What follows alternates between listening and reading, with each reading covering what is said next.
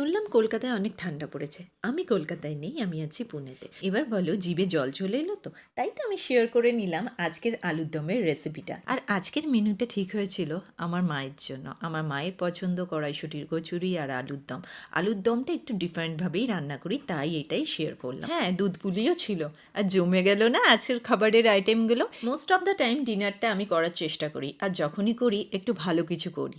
মৌরি আর কালো জিরে দিয়ে ফোড়ন দিয়েছিলাম, তারপরই পেস্টটা দিলাম, আর পাশাপাশি আলুগুলোও ছুলে নিচ্ছিলাম। হ্যাঁ, আরেকটা জিনিস করছিলাম যেটা আমার ছেলের ডিনারের মেনু, সেটা হচ্ছে ওর সেরেলেক।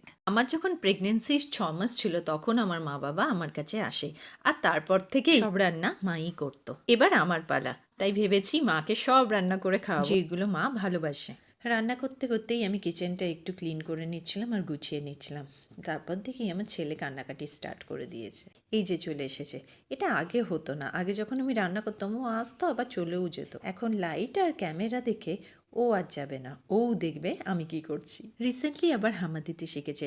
ওরে বাবা, আর নিউ নিউ অ্যাক্টিভিটি দেখেই আমাদের দিন শেষ হয়ে যাচ্ছে। আর এই দেখো, এইদিকে হয়েই এসেছে দুধ পুলি। এবার মেন রান্নায় চলে যাব। আর এই আলু আলু নিয়ে তো কিছুই বলার নেই। আলু ছাড়াতে গিয়ে আজ আমার নাজেহাল। একদিকে বাচ্চা কাঁদছে আর একদিকে আমি আলু ছাড়িয়েই যাচ্ছি, না আছে নোক, না ছাড়ানো যাচ্ছে। ফাইনালি আলুটাকে ছাড়িয়ে এবার আটাটা মেখে নিলাম। হ্যাঁ, আমরা আটার কচুরি খাই, আমরা ময়দা খাই না। হ্যাঁ, আরেকটা কথা তোমাদের ক্লিয়ার করে বলি। অনেক বন্ধু আছো যারা আমাদের কন্টিনিউয়াসলি বলছো যে ইটিং শো করো, চ্যালেঞ্জ শো করো, বর্ণালীদির সাথে শো করো। বর্ণালীদি আছে কলকাতায়, আমি থাকি পুনেতে। দুটো জায়গার ডিস্টেন্স অনেকটা, 2000 কিলোমিটার প্রায়। তো আমি বারবারই বলছি যে এটা আর পসিবল নয়। যদি একসাথে কোনো দিন হই আবার চ্যালেঞ্জ শো করবো, নিশ্চয়ই করব। এবার আমার ভিডিওটা মন দিয়ে দেখো। আমি পেঁয়াজগুলো কেটে নিয়েছি লম্বা লম্বা করে।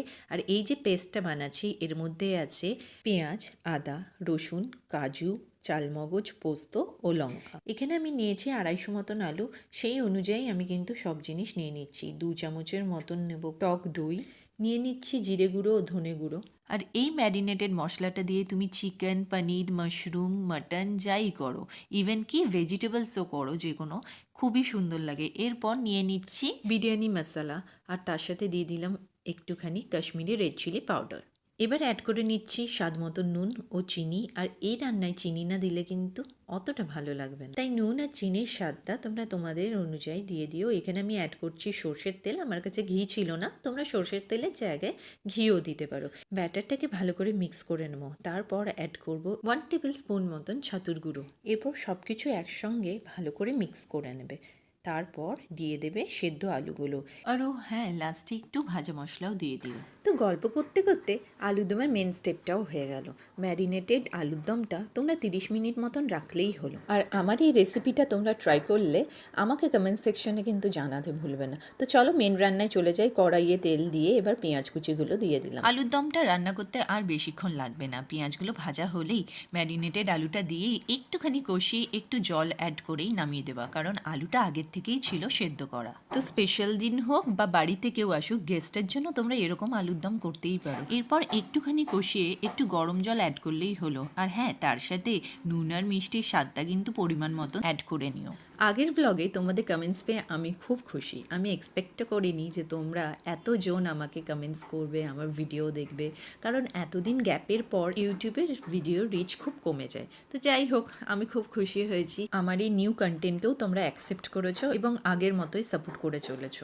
আর ভিডিও দেখে শুধুই যে ভালো কমেন্টস করতে হবে সেটা কিন্তু করো না। যেটা খারাপ লাগবে সেটা খারাপই বলো। এর থেকে কি হবে, আমি আরও ইমপ্রুভ করতে পারবো। তো চলো, হয়েই গেল আজকের আলুর দমটা। আমি জানি অনেকজন বলবে যে ইটিং শো কোথায় দিদি, ইটিং শো কোথায়?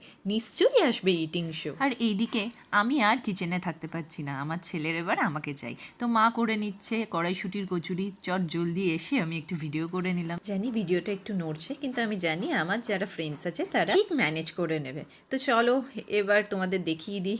কড়াইশুঁটির কচুরিগুলো কিন্তু মা বেশ ভালোই বানায়, কি সুন্দর ফুল ছিল। আর এইদিকে হয়ে গেছিলো দুধ পুলি।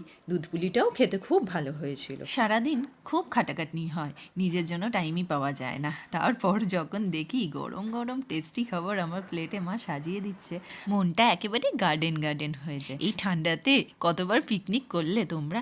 আমরা যেখানে আছি সেইখানে আমার খুব কম বন্ধু, ওই 3-4টে ফ্যামিলি আছে, কিন্তু তারাও এই সময় কলকাতা যায়। এই যে আমরা দূরে থাকি, আর বাড়িকে কে না মিস করে। দেখবে যখন তুমি নিজের স্টেট থেকে বাইরের স্টেটে থাকো, নিজের স্টেটের জন্য একটা আলাদাই ইমোশন জাগে। ভীষণ মিস করি, পরিবারের সবাইকে দেখতে পাই না, যখন যাই খুব মজা করি একসঙ্গে। তো আজকের জন্য টাটা।